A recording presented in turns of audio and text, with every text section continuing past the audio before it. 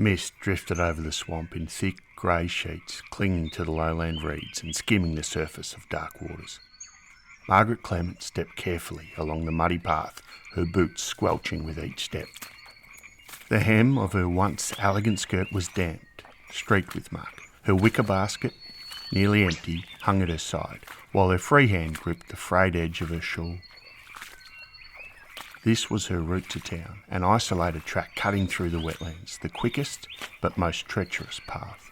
She made the journey often enough to know the safe ground, but each trip was a test. The swamp was indifferent, a place where a misplaced step could mean a slow, sinking death. To those who glimpsed her from a distance, she was simply the Lady of the Swamp, a solitary, weathered figure in tattered finery, trudging towards the shops for her weekly essentials. Flour, tea, tinned meat, the small comforts that her dwindling savings could still afford. But how had it come to this? How had Margaret Clement, a woman once surrounded by luxury and sophistication, become this isolated figure navigating the muck?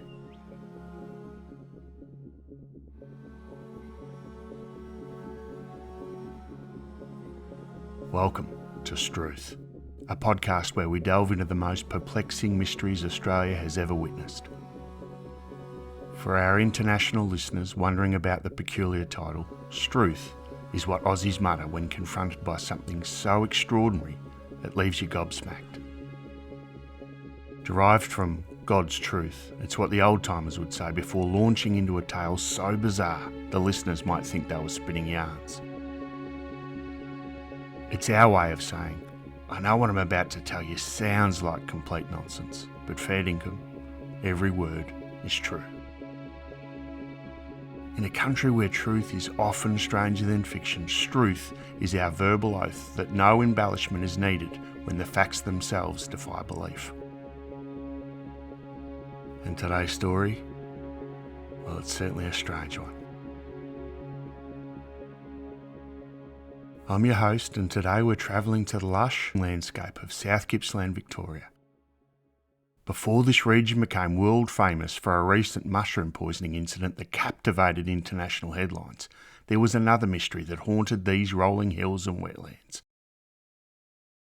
One that unfolded decades earlier, but remains just as baffling. This is the story of Margaret Clement, known to history as the Lady of the Swamp, a woman who journeyed from extraordinary wealth to isolated poverty in a grand mansion that slowly sank into a swamp, and whose mysterious disappearance in 1952 remains one of Victoria's most enduring cold cases. Margaret's story reads like a tragic fairy tale in reverse. Born into privilege as the daughter of a wealthy pastoralist who made his fortune during the gold rush, she travelled the world in luxury, attended by servants, wanting for nothing, yet she would end her days alone in a crumbling mansion, surrounded by an encroaching swamp, living without electricity or running water, before vanishing without a trace. What happened to Margaret Clement? Was she the victim of those who coveted her property? Did she meet with a tragic accident in the treacherous swampland? Or did something more sinister befall this vulnerable heiress who had fallen so far from the glittering heights of Melbourne society? To understand Margaret's fate, we must first understand the extraordinary wealth from which she fell. Peter Clement Sr., a Scottish immigrant who arrived during Victoria's 1854 gold rush, wasn't content to simply dig for gold. While others panned streams and worked claims, Peter invested shrewdly in the Long Tunnel gold mine at Walhalla, amassing a fortune estimated between £50,000 and £100,000, millions in today's currency. By the time of his death in 1890, Peter had built a property empire that included Prospect Station, a magnificent 4,000-acre holding, along with multiple other properties across Victoria, totalling thousands of acres. He left behind 6 children who would inherit this substantial wealth, though in a telling sign of the heir's attitude towards women, his widow, Jane, received only £200, plus a modest annual annuity. Margaret Clement was born on March the 8th, 1881, the third of these 6 children. Each sibling's story would illustrate how quickly inherited wealth could vanish without proper stewardship. Flora, the eldest, married and moved to Ballarat, living comfortably but modestly. William served in the Great War and returned suffering what we would now recognise as shell shock, struggling to manage his portion of the inheritance. Peter Jr., who would initially manage the family's crown jewel property, left that responsibility after his 1912 marriage, and his life ended tragically in 1944 with a gunshot wound to the head, likely suicide. Anna squandered her inheritance on an extravagant lifestyle in St Kilda, and Jeannie, Margaret's closest companion, would die of natural causes in 1950, leaving Margaret completely alone. In 1907, Margaret and Jeannie purchased what they believed would be their perfect home, Tullaree Estate, a magnificent 2,000-acre property at Tarwin Lower. For £20,000 they acquired a 17-room brick mansion, extensive outbuildings and what initially appeared to be productive farmland. They staffed the estate with 11 servants and furnished it with Japanese artefacts and European pieces, entertaining what one contemporary described as the cream of Edwardian society. But little did they know, Tullaree sat on reclaimed swampland, and the sisters had purchased not just a property, but an ongoing battle with nature itself. What the Clement sisters couldn't have known was that Tullaree's fertile farmland existed only through constant human intervention. The property required sophisticated drainage systems to prevent the Tarwin River from flooding back into what had originally been wetland. When brother Peter Jr. left management responsibilities after his marriage in 1912, the sisters inherited not just a grand estate, but a complex agricultural operation they were ill-equipped to maintain. Margaret and Jeannie lacked both farming knowledge and the financial resources needed to properly maintain the intricate network of drainage ditches and pumping systems. By the 1920s, their troubles multiplied. Dishonest employees, poor management decisions, and the economic impacts of the Great War and Great Depression all took their toll. A protective caveat placed on the property title in 1926 prevented immediate eviction by mortgagees, but it couldn't prevent the natural disaster slowly unfolding around them. Without proper maintenance, the drainage systems failed. The swamp began its inexorable reclamation of Tullaree. The transformation was gradual but relentless. Each flood season saw water levels rise a little higher, stay a little longer. By the 1930s, what had once been productive farmland had become permanent wetland. The sisters watched helplessly as their inheritance literally sank beneath the surface. The major flood in 1934 demonstrated the area's vulnerability, but worse was to come. By the 1940s, the mansion itself had become an island surrounded by chest-deep water. The once elegant tree-lined drive was impassable. The formal gardens had disappeared beneath stagnant pools breeding mosquitoes and disease. Margaret and Jeannie had found themselves prisoners of their own property. To reach Buffalo for supplies required an 11-kilometre round trip, wading through dangerous swamp conditions. They lived without electricity, without running water, without adequate sanitation. Their diet consisted largely of cold tin baked beans and bread. The 17-room mansion that had once hosted Melbourne society now sheltered two ageing women eating cold food by candlelight, listening to the night sounds of a swamp that grew bolder with each passing season.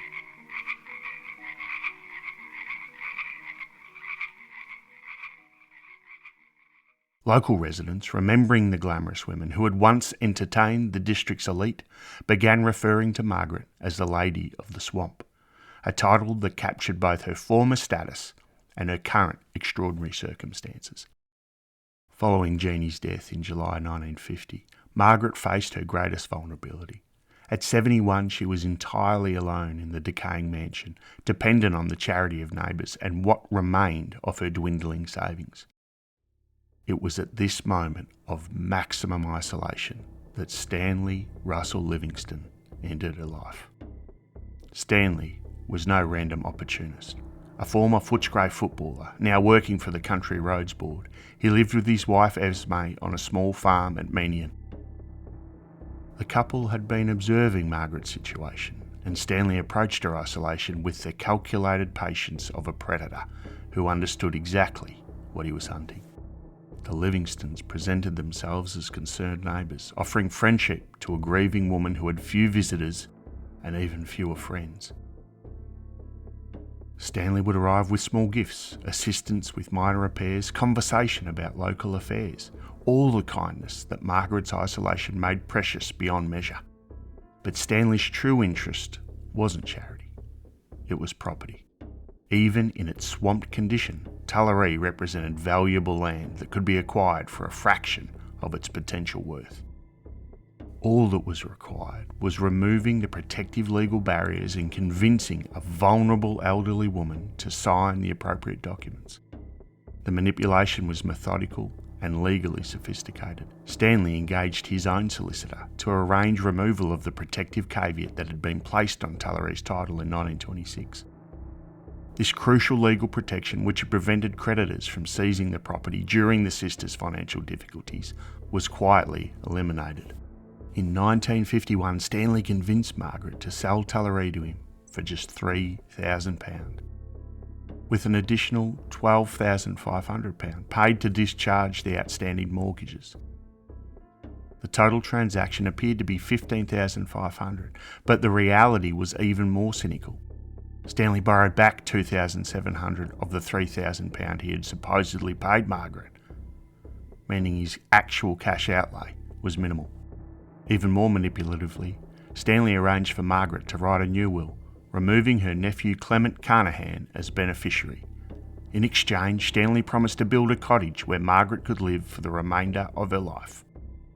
It was a promise he had no intention of keeping.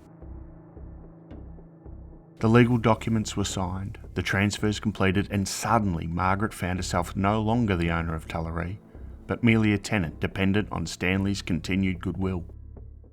She had been transformed from property owner to squatter on the land her family had owned for decades.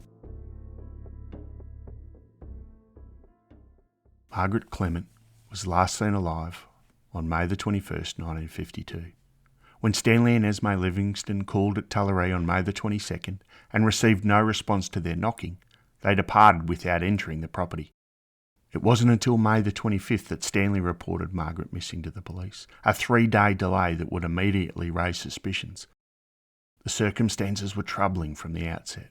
Margaret's walking stick was found at the house, and every local resident insisted she never ventured outside without it.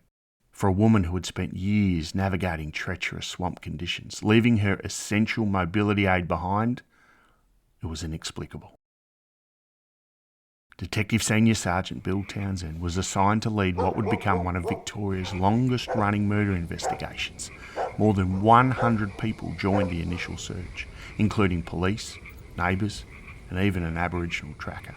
But the swamp conditions, icy waters, driving rain, and harsh gales hampered their efforts from the beginning.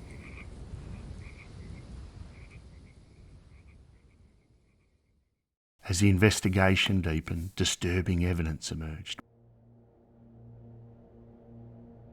Margaret's dog Dingo had been found dead in March 1952, a full 2 months before her disappearance. The animal's throat had been cut in what investigators described as a clean, straight wound that clearly indicated human agency. Police viewed this killing as either intimidation designed to isolate Margaret further or a rehearsal for more serious violence to come. Contemporary witnesses reported seeing unknown men in a big black car, asking locals how to find the Swamp Lady in the weeks before Margaret's disappearance. The inquiry suggested premeditation. Someone had been planning to locate Margaret specifically. The case immediately captured public attention. The Melbourne newspaper, The Argus, provided extensive coverage, publishing front-page stories for 6 consecutive days in May and June 1952. The combination of wealth, isolation, and mysterious disappearance proved irresistible to both press and public. But despite the intensive search efforts and media attention, no trace of Margaret was found. The swamp that had claimed her fortune and her home appeared to have claimed Margaret herself.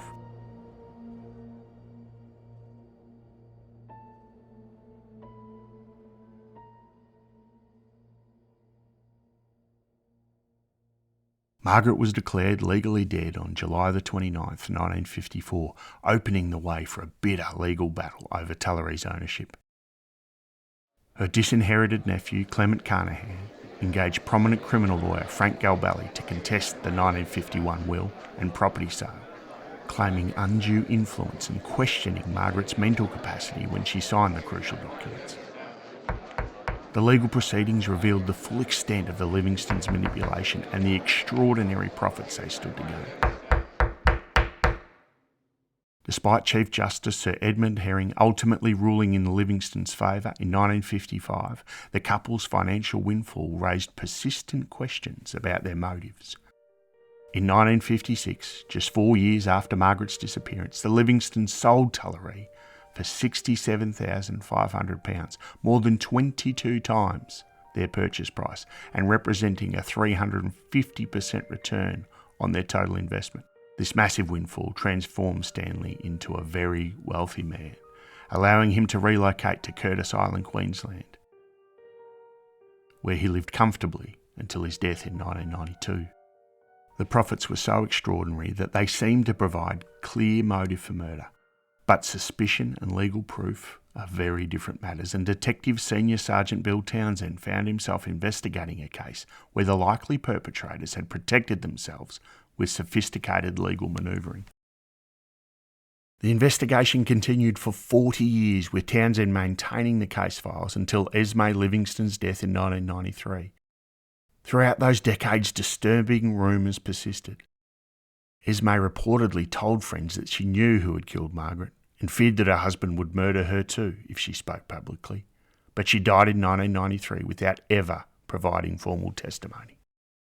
In November 1978, 26 years after Margaret's disappearance, hope for resolution suddenly emerged from an unexpected direction. Skeletal remains of an elderly woman were discovered in a shallow grave at Venus Bay, just kilometres from the former Tullery estate. The discovery, along with a hammer and spade that had been found in the area in 1968, and a woman's handbag, lace shawl, and pre-1952 coins that were found in 1979, raised the possibility that Margaret's remains had finally been located. The items seemed to match the time period and circumstances of her disappearance, but forensic science in the late 1970s lacked the sophisticated techniques available today. Medical experts disagreed about the fundamental aspects of the remains. Some believed the skeletal structure indicated a European woman of approximately Margaret's age and build. However, others argued the skull's characteristics suggested Aboriginal ancestry. The debate was crucial because positive identification would have allowed police to proceed with murder charges against the Livingstons, who were still alive and could potentially be prosecuted. But without definitive identification, the investigation remained stalled. A 1980 coronial inquest examined all available evidence, including the suspicious circumstances of Margaret's disappearance and the Livingstons' extraordinary financial gains. The coroner noted the unsatisfactory nature of evidence given by the Livingstons, but ultimately returned an open verdict. The skeletal remains could not be positively identified as Margaret Clement. Recent analysis using more advanced techniques has suggested the remains likely belonged to an Aboriginal woman, making it increasingly unlikely they were Margaret's. The Venus Bay discovery, which had seemed to offer the possibility of justice, ultimately deepened the mystery rather than solving it. Detective Senior Sergeant Bill Townsend never abandoned his pursuit of justice for Margaret Clement. For 40 years he maintained the case files, followed up on occasional tips, and waited for the breakthrough that would allow him to prove what he believed he already knew. The investigation revealed a pattern of careful planning and legal sophistication that set this case apart from typical crimes of opportunity. The removal of protective legal caveats, the manipulation of wills, and the systematic isolation of the victim all suggested perpetrators who understood both the legal system and their victim's psychology. Townsend's investigation also uncovered the broader context of elder abuse and property manipulation that made Margaret's fate tragically common, if rarely so spectacular. In an era before modern protections for vulnerable adults, elderly property owners with diminished social connections were particularly susceptible to exploitation. The case files grew thick with witness statements, financial records and circumstantial evidence. But the perfect crime, if indeed that's what this was, had been executed with sufficient legal cover to make prosecution impossible. The perpetrators had hidden behind property law, probate procedures and the simple passage of time. When Stanley Livingstone died in 1992, followed by Esme's death in 1993, the last hope for a confession or breakthrough testimony died with them. The case remained officially open, but practically speaking, justice for Margaret Clement had become impossible.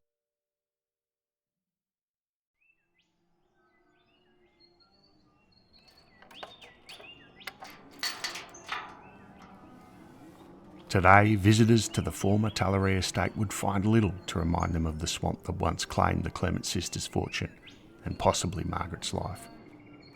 Modern drainage systems have eliminated the wetland conditions that characterised the property during Margaret's final years. The land that was once chest deep in stagnant water now supports a successful cattle and poultry operation. The mansion itself has been fully restored to its former glory and recognised as the most substantial Victorian Federation house in South Gippsland Shire. Where Margaret once ate cold beans by candlelight, modern occupants enjoy all contemporary conveniences. The transformation is so complete that the property's tragic history seems almost impossible to believe. 2019, Tullaree sold for approximately $7.2 million. In March 2025, it was put up for public sale again. The first time in 70 years it had been publicly marketed. The property that Stanley Livingstone had acquired through manipulation for £15,500 and sold for £67,500 is now worth more than 100 times his original investment. The massive profits that may have motivated Margaret's murder have grown exponentially, making the Livingstones' original scheme seem almost modest by comparison.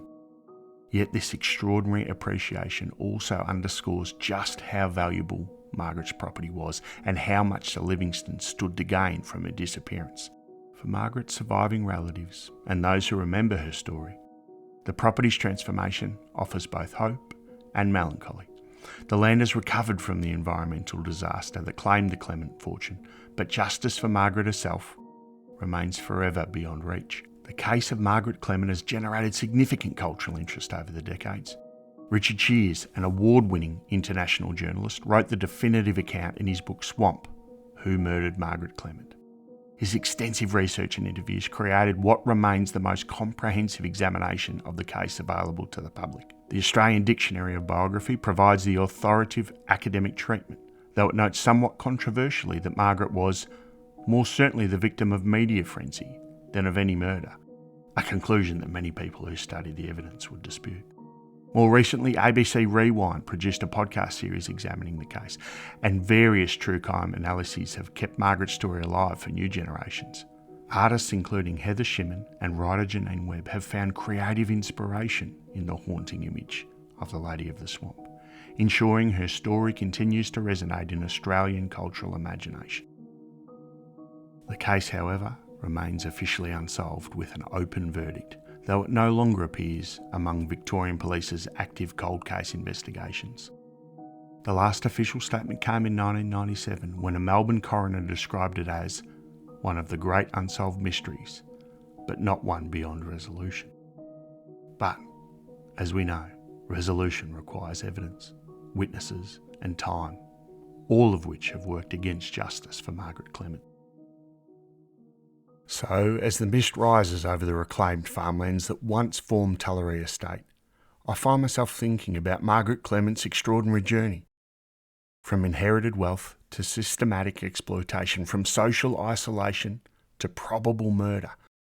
Hers is a story that illuminates the darkest possibilities lurking beneath the surface of seemingly respectable communities. Perhaps what's most disturbing about Margaret's fate is how preventable it might have been.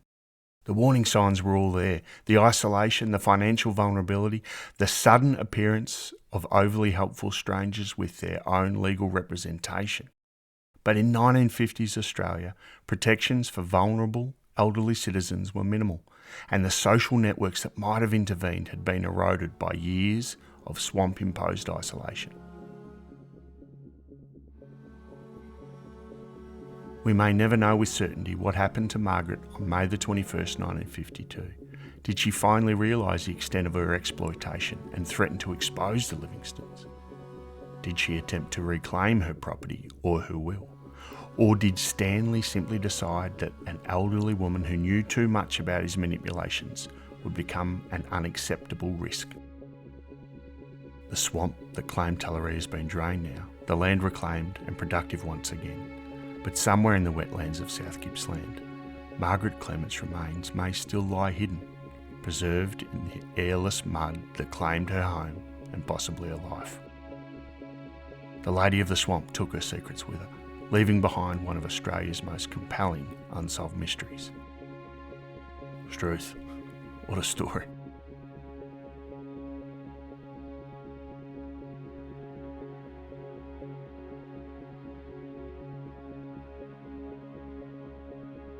Thanks for listening to Strewth. If this tale of exploitation, disappearance and enduring mystery kept you captivated, follow us wherever you get your podcasts. Make sure you tell someone about it too. Next week we'll be exploring the extraordinary story of Arthur Upfield, the crime novelist whose fictional murder plot became the blueprint for real-life killings in the Australian outback. It's a chilling tale of life imitating art that shocked the nation and forever changed Upfield's legacy. But until then, stay curious, stay questioning, and I'll catch you next time.